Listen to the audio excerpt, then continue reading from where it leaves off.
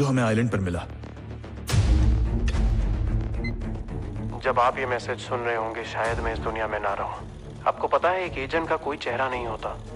ये दुनिया एक पल में अच्छे को बुरा और बुरे को अच्छा बना देती है, और बाकी दुनिया के लिए सच एक राज बन के रह जाता है। इसलिए मरने से पहले मैं आपको 3 लोगों के बारे में बताना चाहता हूँ, गॉड, डेविल और मैं। कौन है टारगेट? हफीज कादरी। इंडिया में 3 बॉम्ब ब्लास्ट इसी ने करवाए थे। इस ऑपरेशन का सक्सेस परसेंटेज कितना है मेहता? Only 5% ma'am. तो फिर ये बताओ हम ऐसे खतरनाक सुसाइड मिशन क्यों कर रहे हैं? इस मिशन का इंचार्ज डेविल है मैम।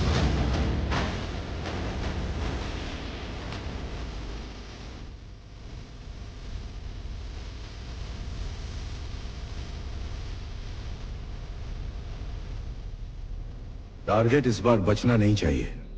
चीफ, वो लोग बेस की तरफ बढ़ रहे हैं।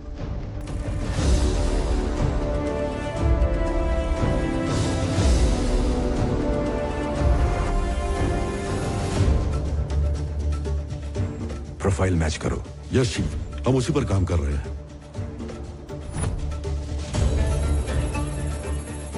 50% मैचिंग सर। तो अब क्या प्लान है चीफ?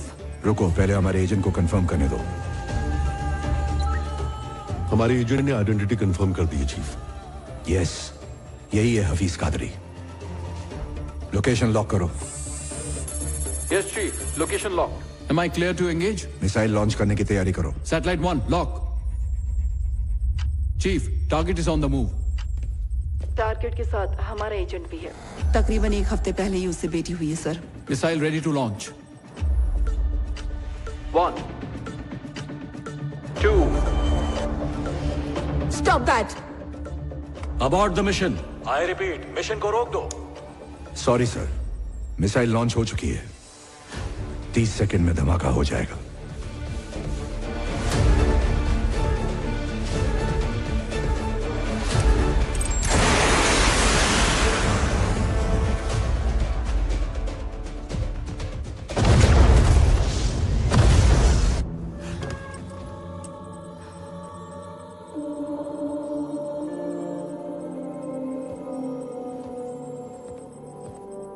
मिशन पूरा हुआ, हमारा एजेंट मारा गया। मुबारक हो चीफ। हमारे काम में जज्बात के लिए कोई जगह नहीं होती। जानती हो हमें तनख्वाह क्यों मिलती है? या तो खुद मर जाओ या दुश्मन को मार दो।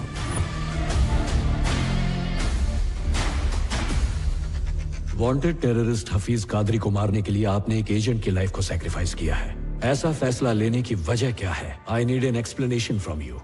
इस वक्त हमें टेररिज्म से इतना खतरा नहीं है। सबसे बड़ा खतरा अगर कोई है तो वो है सिंडिकेट।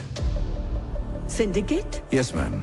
इस देश के कुछ पावरफुल बिजनेसमैन और नामचीन लोगों ने अपने निजी फायदे के लिए और बेहिसाब दौलत कमाने के लिए एक सिंडिकेट बनाया है।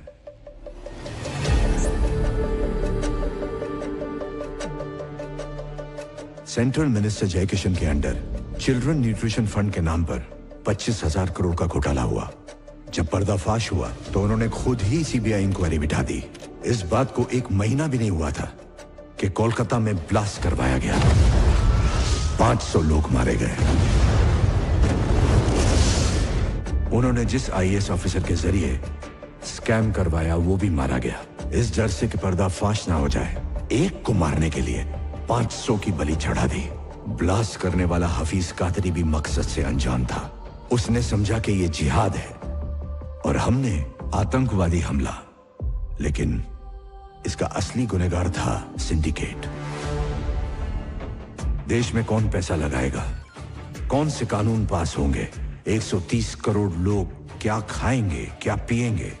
मीडिया, अस्पताल, सब कुछ कंट्रोल करता है सिंडिकेट। आज की तारीख में सब जगह उनका पैसा लगा है। अगर मैं सच कहूं तो हमारे देश को पॉलिटिशियंस नहीं चला रहे हैं, सिंडिकेट के मेंबर्स चला रहे हैं। न्यूट्रिशन फूड पॉलिसी सिंडिकेट के मेंबर्स ही लाए थे और इसको स्कैम में बदलने वाले भी वही थे। और स्कैम किया हुआ 25,000 करोड़ रुपया घूम फिर कर सिंडिकेट के पास ही आने वाला था। इतना सारा काला पैसा जाता कहाँ है? Swiss bank? सबको लगता है कि हिंदुस्तान का ब्लैक मनी स्विस बैंक में जाता है, पर ऐसा बिल्कुल नहीं है। 70% ब्लैक मनी सिंडिकेट मेंबर्स ने फ्लोटिंग बैंक में शिफ्ट कर दिया है। Floating bank? यस, ये काला धन शिप के कंटेनर्स में इंटरनेशनल वाटर्स पर तैरता रहता है। जरूरत पड़ने पर उसे पोर्ट पर उतारकर सही आदमी तक पहुंचा दिया जाता है। काले धन के लिए सबसे सुरक्षित बैंक। क्या मुझे बता सकते हो इस सब के पीछे कौन है? गॉड, सिंडिकेट का पावर हाउस। अगर हम इस पावर हाउस को ढूंढ लें तो सिंडिकेट को खत्म कर सकते हैं। हाल ही में पैसों से भरे सिंडिकेट के एक शिप को अफ्रीका की सरकार ने जब्त किया था।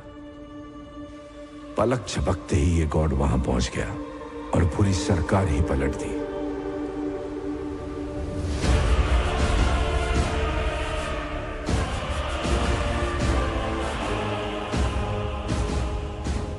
Welcome mister vice president. Thank you. मैं सरकार से उस कंटेनर को छुड़ाने की बात करूंगा, ओके? लेकिन आप मेरे बीवी बच्चों को कुछ मत करना। मेरी आपसे यही रिक्वेस्ट है, बस तू एक बार प्रेसिडेंट बन जा, मैं उन्हें आजाद कर दूंगा। तूने हमारे देश में आकर बहुत बड़ी गलती की है। तेरा शिप तुझे वापस नहीं देंगे हम। तुझे क्या लगता है वो शिप तेरे कब्जे में है? वो मेरी मर्जी से तेरे पोर्ट पे खड़ा है। उस शिप पर 3 लाख टन से भी ज्यादा RDX है। 2 दिन बाद तेरा प्रेसिडेंट पब्लिक में भाषण देगा, तब मैं शिप को ब्लास्ट करूंगा। तेरे प्रेसिडेंट के साथ साथ तेरा आधा शहर। क्या लगता है हमारी आर्मी ने चूड़ियां पहन रखी हैं? जिंदा नहीं बचेगा तू।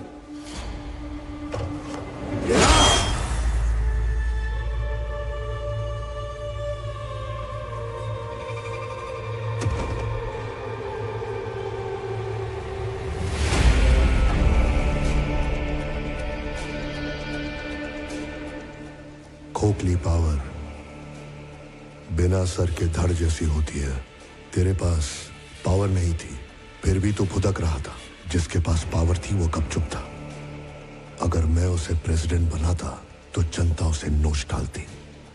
मुझे तेरी डेयरिंग पसंद आई जनरल। अब से हुकूमत तेरी चलेगी और सिक्का मेरा। उसने सरकार का तख्ता पलट दिया। ये तो सिर्फ एक किस्सा है जो हम जानते हैं। उसने अपने कदम बहुत से देशों में जमा रखे हैं, लेकिन हमारे पास कोई सबूत नहीं है। उसे आज तक किसी ने देखा तो नहीं है, लेकिन उसकी मौत का फरमान तैयार है। सिर्फ दस्तखत बाकी है। My agent is on the job.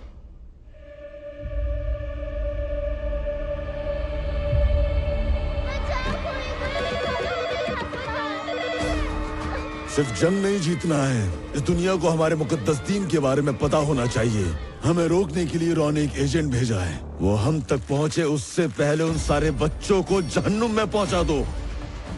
नाराए तकबीर, अल्लाहू अकबर।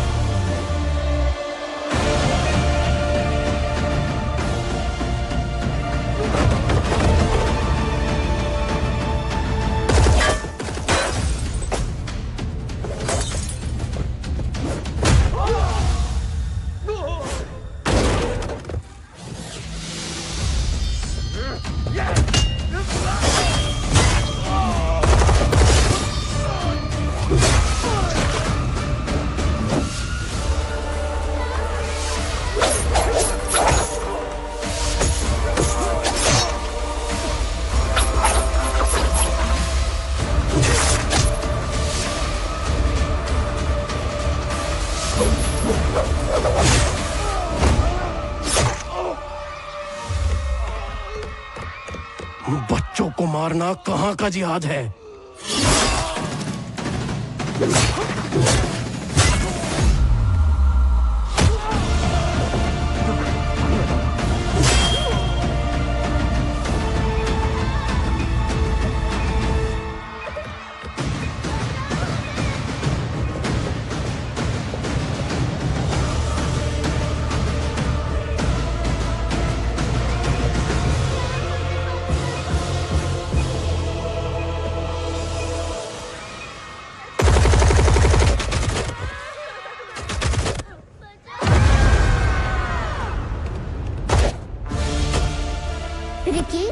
बचाओगे ना? हे रिकी, तू हमारे लिए फाइट करेगा क्या?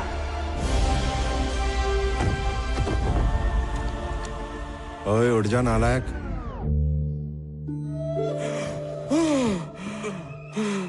क्या हुआ? आज सपने में क्या देखा तूने? बहुत डरावना। तेरी माँ के साथ 25 साल पहले मैंने भी बड़ा मस्त सपना देखा था, लेकिन वो सपना तेरी शक्ल में खतरनाक और भयानक बन के सामने आया, जो मेरी दौलत उड़ाता है, दिन रात मेरा खून चूसता है। सपने में तो पीछा छोड़ दिया करो, टेररिस्ट बन के मेरे पे गोलियां चला रहे थे। अरे बाप रे, थैंक यू भगवान जी, ऐसा नाकारा बेटा तेरे के लिए। अरे बस करो, सुबह सुबह क्या ताने दे रहे हो? तेरे बाप को ये दौलत तेरे दादा ने नहीं दी थी, धूप में भजिए तले हैं मैंने। Thank God that the brothers on the rise now.